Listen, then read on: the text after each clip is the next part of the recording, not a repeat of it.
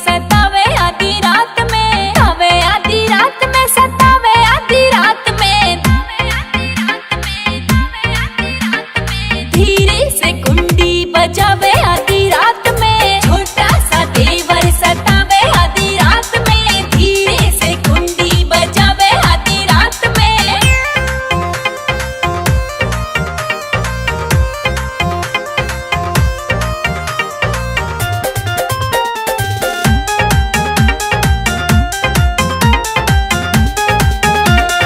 साजन हमारे रात घर नहीं आते, दफ्तर में अपनी वो ड्यूटी निभाते।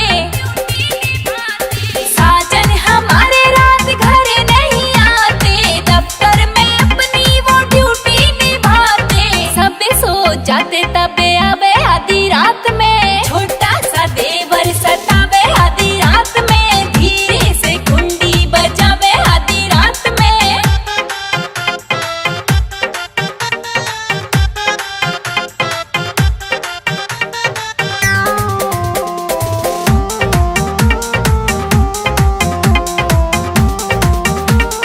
करके न सारा